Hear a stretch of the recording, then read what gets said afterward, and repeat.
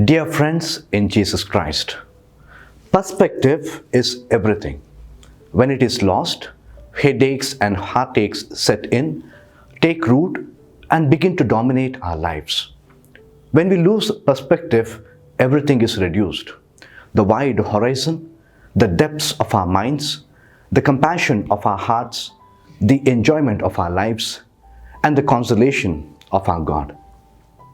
In the Gospel today, we have two of the disciples, James and John, whom Jesus had made part of his inner circle, seem to have lost their perspective in following Jesus, thinking that they are entitled to the first place and forgetting that it is the humble servant who is the true disciple. They approach Jesus with an ambitious request to give them the places of honor, one on his right and one on his left in his kingdom. In other words, they wanted to be the center of attraction.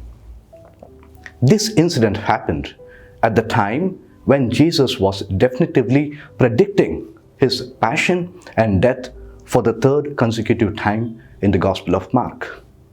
It tells us that they had failed completely to understand Jesus. They failed to comprehend what Jesus was saying to them. Inevitably, the action of James and John aroused deep resent among the other 10. It seemed to them that they had tried to take an unfair advantage. Immediately, the old controversy about who was to be the greatest began to rage again. We have many stories from the scripture where ambition takes over. For example, Eve responding to the temptation that you will be like God. Genesis 3:5.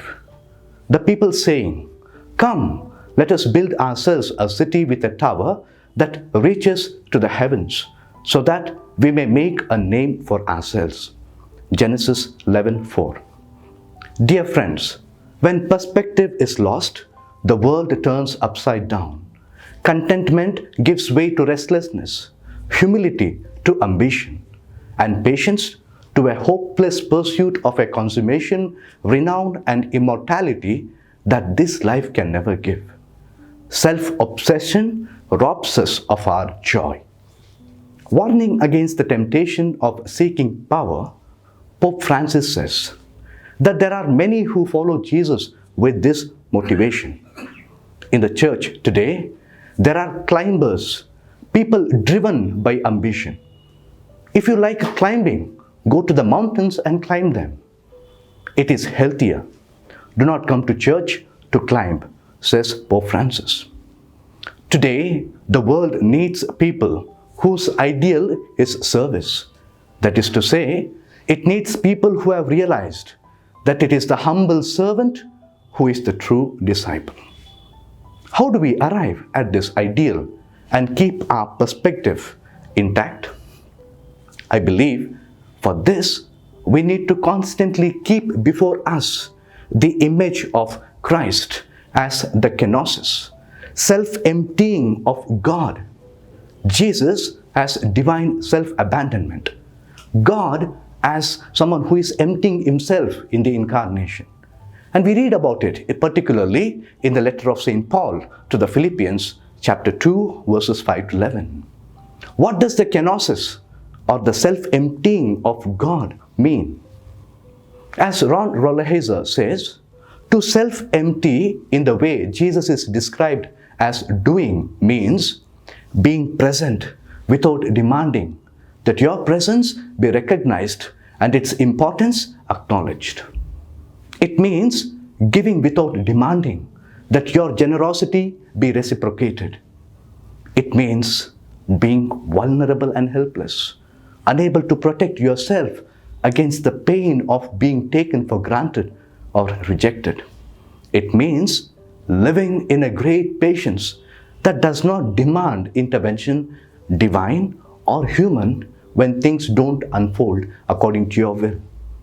It means letting God be God and others be themselves, without either having to submit to your wishes or your timetable.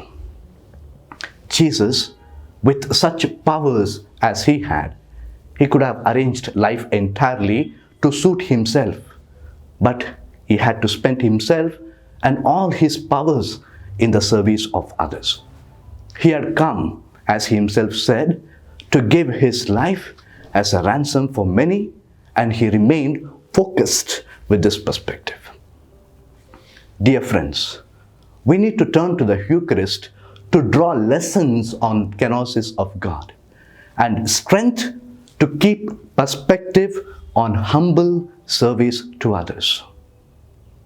We all attend the Holy Eucharist regularly with great devotion.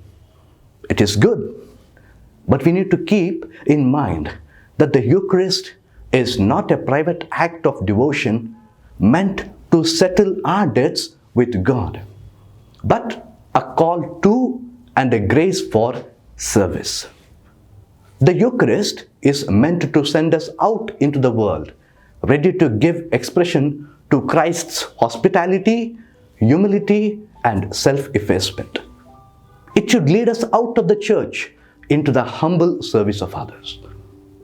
As we celebrate the Holy Eucharist this Sunday, may we be given the grace to step down from pride and self-interest, and that all of us might have the grace to follow Jesus with pure intentions, absent of vanity, a lust for wealth, or a thirst for power. May God bless us all.